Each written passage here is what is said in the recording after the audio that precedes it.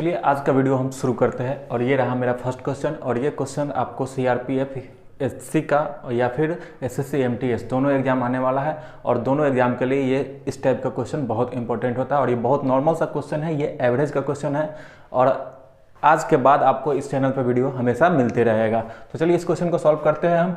35, 39, 41, 46, 27 और x का औसत दिए हुआ है, यानी कि औसत अगर दे रखा है दोस्तों तो हम क्या करेंगे कि सबसे पहले इस सभी का योग निकालते हैं। इस सभी का क्या निकालेंगे, जो भी संख्या आपके पास दिया रहेगा उस सभी का हम योग निकालते हैं और वो जो होगा वो किसके बराबर होगा, तो एवरेज इंटू नंबर के बराबर होता है। यानी कि यहाँ पे हम देखते हैं इस सभी संख्याओं को जोड़ेंगे तो 39 और 41 यानी कि ये हो जाएगा 80, 80 और 35 115, 115 और 46 ये हो गया आपका 161, 161 और 27 161 और 27 यानी कि 68 और 20 88, 188 जो होगा और प्लस का x होगा, ये किसके बराबर होता है, तो एवरेज इंटू नंबर। एवरेज आपका 38 दे रखा है और ये कितना संख्या लिखा हुआ है 1 2 3 4 5 6, इसको हम 6 से मल्टीप्लाई कर लेंगे।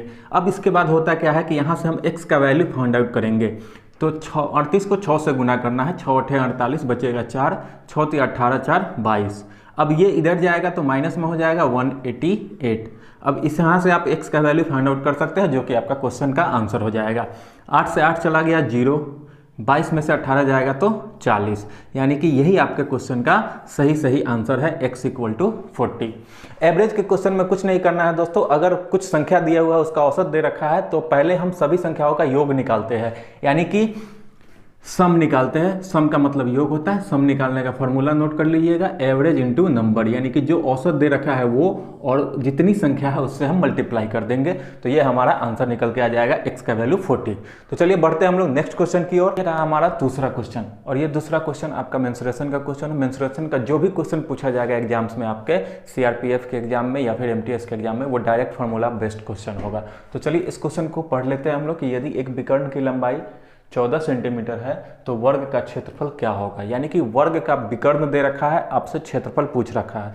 तो चलिए सबसे पहले हम क्या करते हैं, जो चीज़ दिया रहेगा उसी का फॉर्मूला लिखते हैं।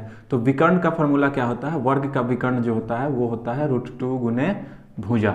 तो भुजा को हम लोग मान लेते हैं a। अब यहाँ पे देखिए विकर्ण कितना दे रखा है, 14 दे रखा है, तो √2 गुना a। अब इसको अगर हम लिखेंगे तो a का वैल्यू यानी कि भुजा का वैल्यू कितना आ जाएगा 14/√2। अब हम जानते हैं कि विकर्ण का वर्ग का जो क्षेत्रफल होता है वो होता है भुजा का स्क्वायर। तो भुजा आपका निकल के आ गया है 14/√2 और इसका हम स्क्वायर करेंगे तो 14 का स्क्वायर होता है 196, √2 का स्क्वायर होगा, √2 को 2 बार गुना करेंगे तो 2, यानी कि ये आपका कट करके आंसर आ जाएगा 98 सेंटीमीटर स्क्वायर।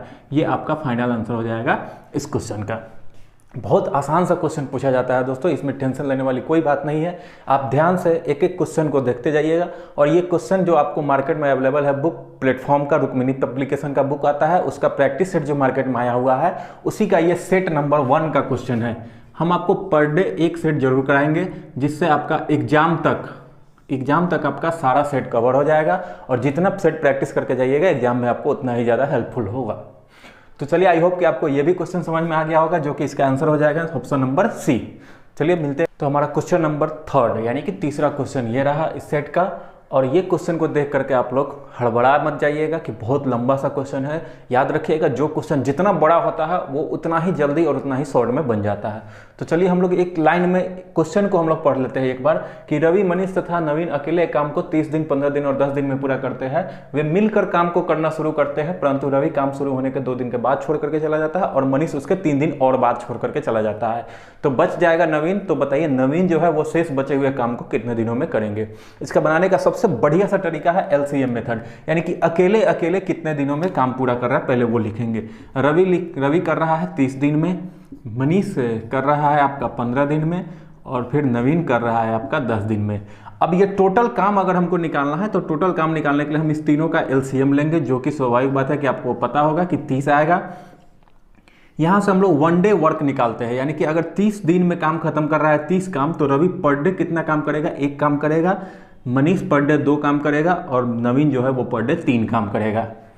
अब क्वेश्चन को यहाँ से शुरू करते हुए मिलकर काम करना शुरू करते हैं, यानी कि तीनों कोई मिल करके काम कर रहे हैं, जिसके वजह से एक दिन में अगर तीनों कोई मिल जाएगा तो कितना काम होगा, 6 काम हो जाएगा।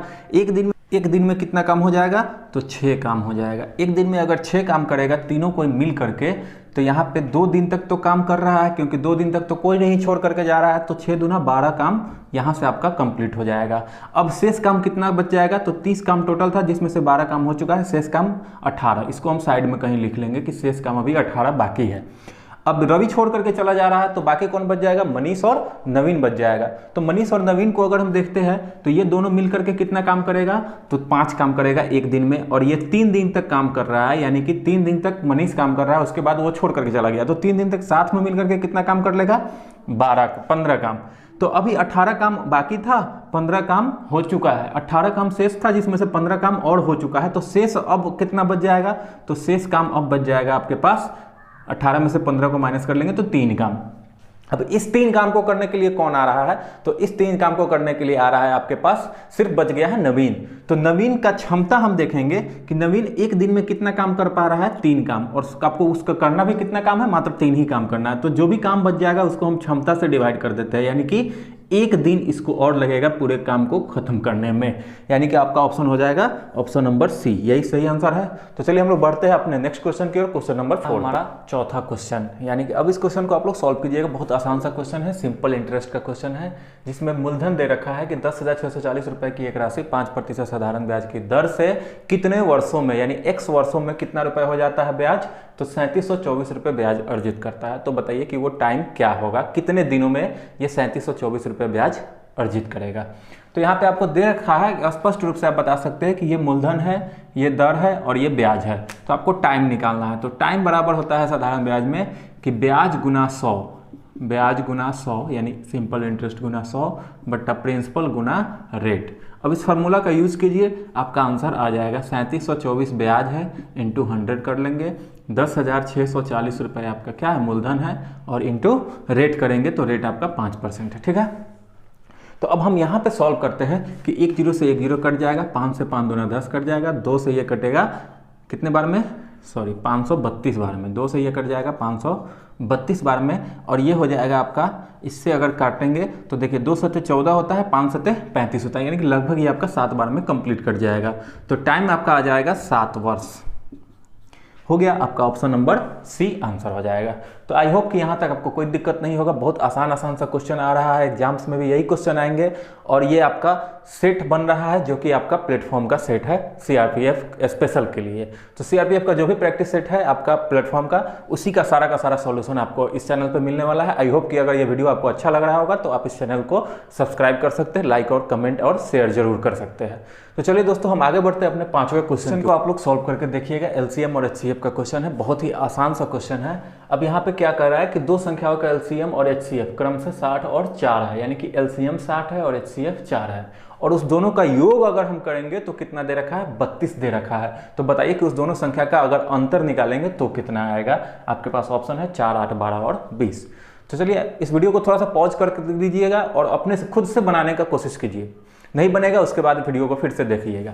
तो चलिए हम यहाँ पे सॉल्व करने की कोशिश करते हैं कि एलसीएम दे रखा है 60 और एचसीएफ दे रखा है 4। देखिएगा दोस्तों, एचसीएफ जो भी आपका 2 संख्या होगा या 2 से ज्यादा भी संख्या होगा, अगर उसका एचसीएफ आपको पता है, इसका मतलब है कि एचसीएफ से पूरा संख्या वो डिविजिबल हो जाता है। तो हम क्या करेंगे कि एचसीएफ का मल्टीपल करते हैं, एक बार ए से गुना करेंगे, तो ये क्या बना, काल्पनिक संख्या बन गया। मान लेते हैं कि ये संख्या क्या है, 4a है पहली संख्या, और दूसरी संख्या यानी वो भी 4 से कटने वाला होगा, तो ये भी 4 का मल्टीपल होगा, यानी कि दूसरी संख्या को मान लिया हम लोगों ने 4b। यानी कि अगर एचसीएफ आपके पास क्वेश्चन में दे रखा है तो आप क्या कर सकते हैं, संख्या आप एज्यूम कर सकते हैं कि 4a और 4b, यानी 4 का ही मल्टीपल होता है संख्या, यानी जो भी आपका एचसीएफ रहेगा उसी का मल्टीपल होगा संख्या। तो अब ये 2 संख्या हम अपने तरफ से मान लिए हैं, जिसका एलसीएम 60 है और एचसीएफ 4 है। अब हम यहाँ पे क्या करेंगे कि आप एक चीज जानते हैं एलसीएम और एचसीएफ में, क्या जानते हैं कि 2 संख्याओं का गुणनफल, 2 संख्याओं का गुणनफल, जो संख्या आपका था 4a और 4b, इसका जो गुणनफल होगा वो किसके बराबर होता है, तो एलसीएम और एचसीएफ के गुणनफल के बराबर होता है, यानी कि 60 × 4। अब यहाँ से हम क्या करेंगे, 4 से 4 कट जाएगा, 4 से ये कटेगा 15, यानी कि आपके पास वैल्यू आ गया कि a गुना b कितना होना चाहिए, 15 होना चाहिए। अब हमको ये नहीं पता है कि इसमें से a का वैल्यू क्या होगा, b का वैल्यू क्या होगा। तो चलिए हम यहाँ पे पॉसिबिलिटी चेक करते हैं कि कौन सा ऐसा दो संख्या है जिसको गुना करेंगे तो 15 आएगा। तो आपके दिमाग में सबसे पहले आएगा कि 1 और 15, यानी कि a अगर 1 रखेंगे तो b कितना रखना होगा 15, तभी जाकर के हम गुना करेंगे तो कितना के बराबर होगा 15 के बराबर। अच्छा, दूसरा पॉसिबिलिटी क्या बनता है कि 3 और 5, कि 3 और 5 को भी गुना करेंगे तो क्या आएगा 15 ही आएगा। अब हम लोग यहाँ पे कंफ्यूज है कि आपका ये पॉसिबल पेयर बनेगा या ये बनेगा। तो चलिए हम लोग क्या करते हैं। अच्छा, इसके बाद तो कोई पॉसिबिलिटी नहीं बन रहा है। आप ज़्यादा से ज़्यादा बोल सकते हैं कि सर 5 गुना 3 कर सकते हैं, तो भाई 3 5 ये 3 और 5 आप ले लिए हुए तो उसका रिपीटेशन नहीं लेना है। फिर 15 गुना 1 करेंगे तो वो भी आपका रिपीटेशन हो जाएगा, यानी कि 2 ही पॉसिबल पेयर बन करके आ रहा है। अब जरा ध्यान दीजिएगा कि अगर आपका पेयर ये रहेगा ए और बी का वैल्यू, तो क्या इस क्वेश्चन के सभी स्टेटमेंट को सेटिस्फाइड कर पाएगा। तो यहाँ से देखिए आप संख्या क्या बनाते हैं 4a, तो संख्या अगर बनाइएगा तो 4 इंटू ए के जगह पर 1 रखेंगे इस पॉसिबल पेयर से, तो ये संख्या बनेगा 4, और सेकेंड नंबर बनेगा 4 इंटू बी, तो बी आपका कितना है 15, तो ये हो गया 60। तो अगर ये दोनों संख्या रहेगा तो इस दोनों का योगफल दे रखा है क्वेश्चन में, यदि उनका योगफल कितना होना चाहिए 32 होना चाहिए, तो इसको जोड़ेंगे तो क्या 32 आ जाएगा, नहीं आएगा, बहुत ज़्यादा आएगा। तो इसका मतलब है कि ये पेयर आपका नहीं हो सकता है। अब आपके पास एक ही ऑप्शन बच गया कि कौन सा पेयर होगा, तो 3 और 5, यानी ए का वैल्यू 3 और बी का वैल्यू 5। अब हम यहाँ से संख्या बनाते हैं अगर, तो 4 इंटू 3 करेंगे तो ये हो जाएगा 12, और 4 इंटू 5 करेंगे तो ये हो जाएगा 15। ठीक है दोस्त, सॉरी 15 नहीं 20। अब यहाँ पे आप चेक कर सकते हैं, यहाँ देखिए 12 और 20 ये जो आपका संख्या आया है ये 100% कन्फर्म इसी दो संख्या का, यही दो संख्या होगा। तो अब कैसे चेक करेंगे, तो 12 और 20 को जोड़ेंगे तो 32 100% आएगा, 12-20 का एलसीएम निकालिएगा तो 60 ही आएगा, और 12-20 का एचसीएफ निकालिएगा तो 4 ही आएगा, यानी कि आपका पूरी तरीके से सेटिस्फाइड हो चुका है। अब आपके पास जो ये संख्या 2 निकल के आया, एक संख्या 12 और एक संख्या 20, तो इसी दोनों का अंतर पूछ रखा है, तो आपका आंसर क्या हो जाएगा 20 - 12 यानी कि 8। ये आपका फाइनल आंसर हो जाएगा। अगर ये चीज़ नहीं पढ़े हुए थे, नहीं समझ में आ रहा होगा, तो फिर से इसको रिवर्स करके देखिएगा, आपको क्लियर हो जाएगा। हम एचसीएफ से क्या करते हैं, पॉसिबल संख्या बना सकते हैं। जो भी एचसीएफ दिया रहेगा उसमें ए और बी से गुना कर लेंगे तो दो संख्या निकल के आ जाएगा। और आप जानते हैं एलसीएम एचसीएफ अगर पढ़े होंगे तो इसमें होता क्या है कि first number into second number, ये बराबर होता है उसी संख्या के एलसीएम इंटू एचसीएफ के। पूरे एलसीएम एचसीएफ चैप्टर में मात्र यही एक आपके फॉर्मूला का यूज होगा। तो चलिए, आई होप कि आपको समझ में आ रहा होगा। आज का वीडियो भी बहुत अच्छा लग रहा होगा, तो लाइक शेयर और सब्सक्राइब जरूर कर दीजिएगा इस चैनल को, ताकि हमारे तरफ से भी कोशिश रहेगा कि आपकी पूरी तैयारी हो सके और कहीं भी ब्रेक ना लगे। तो चलिए हम लोग बढ़ते हैं नेक्स्ट क्वेश्चन की ओर, जो कि होगा हमारा क्वेश्चन